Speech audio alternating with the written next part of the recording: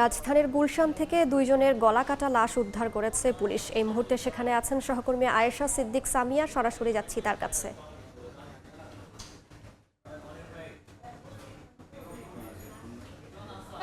দুইয়ের 108 নম্বর সড়ক এই সড়কেই আজ সকালে জানা গেছে আমার ঠিক পেছনে যে জটলাটি দেখতে পাচ্ছেন এখানেই কিন্তু মুদি দোকান ছিল এবং এই মুদি দোকানে কর্মরত এক ব্যবসায়ী চায়ের দোকানদার তিনি কিন্তু আসলে এখানে চায়ের দোকান দিয়েছিলেন এবং তাকে আজ সকালেই মৃত অবস্থায় পাওয়া যায়। তার সাথে আরও একজনকে মৃত অবস্থায় পাওয়া যায়। বলা যায় এটা জোড়া খুনের একটি ঘটনা কিন্তু গুলশান 2-এ ঘটেছে এবং তারই প্রেক্ষিতে আজ সকালে স্থানীয় কয়েকজন এই দোকানটিতে প্রবেশ করে, কারণ বিগত দুদিন ধরে আসলে বৃহস্পতিবার বিকালের পর থেকেই এই চায়ের দোকানদারের খোঁজ পাওয়া যাচ্ছিল না।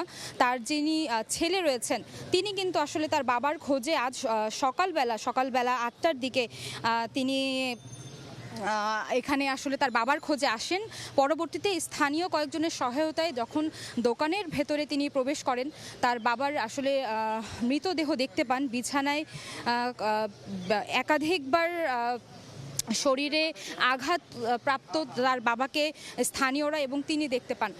আমরা আসলে যতটুকু জানতে পেরেছি বৃহস্পতিবার রাত থেকেই তার কোনো খবর পাওয়া যাচ্ছিল না এবং পরবর্তীতে শুক্রবার একটি দিন চলে যায় এবং আজকে সকালে তার মরদেহটি উদ্ধার করা হয়।